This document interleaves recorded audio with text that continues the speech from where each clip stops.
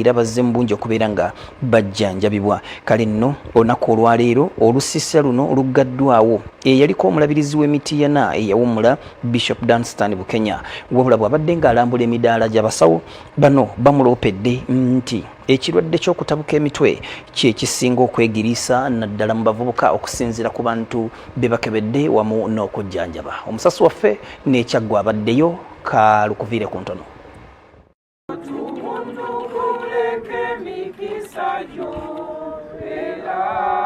Bw'abadde aggalawo olusiisira luno lwategekeddwa Ssaabasajja Kabaka, omulabirizi w'emiti eyawummula Bishop Dunstan Bukenya mu bubaka bwe yeebazizza Maasomoogi olw'enteekateeka eno ey'okujjanjaba abantu be.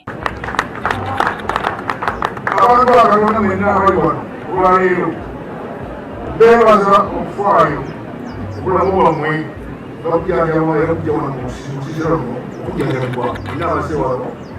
Omulabirizi akubiriza abantu ba Beene okwongera okwettanira enkola eya yinsuwa eyaleeteddwa gye bali. Mulabisa nti enkola yatubeere balamu yinsuwa yetegedde wano namuyingidde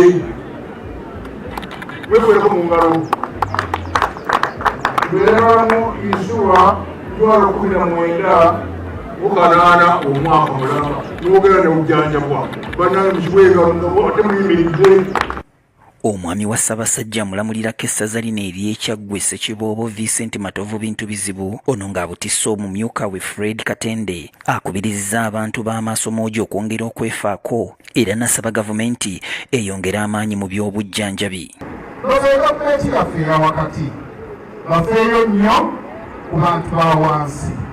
Obwetaavu bungi, abantu balwadde naye gye bali tebalina bujjanjabi.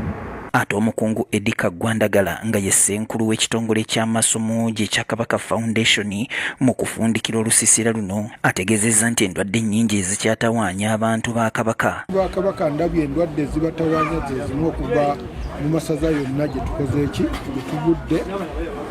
Obulwadde bwa prostate kizibu kinene nnyo yonna gye tuva, obulwadde bw'amaaso.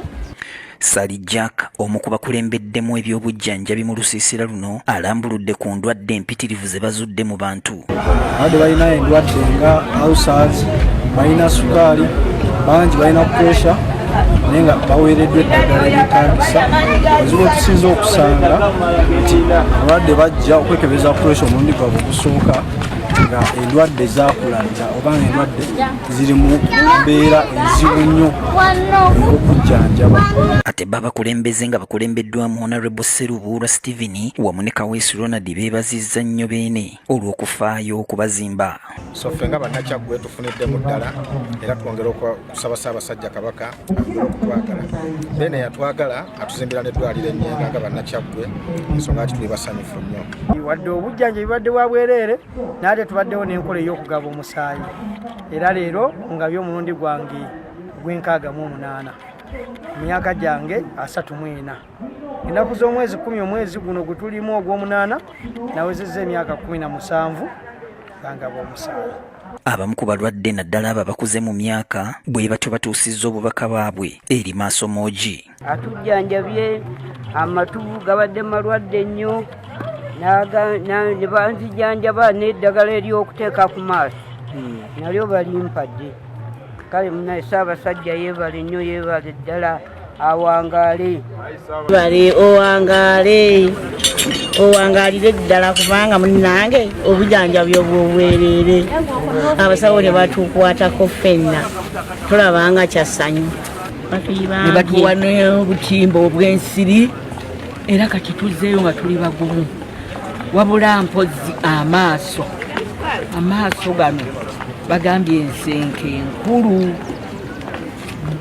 baŋŋambye ŋŋende nga mpulidde ekirango ekigamba nti bajja kulongoosa amaaso ekisoga, ŋŋende bannongoosa amaaso.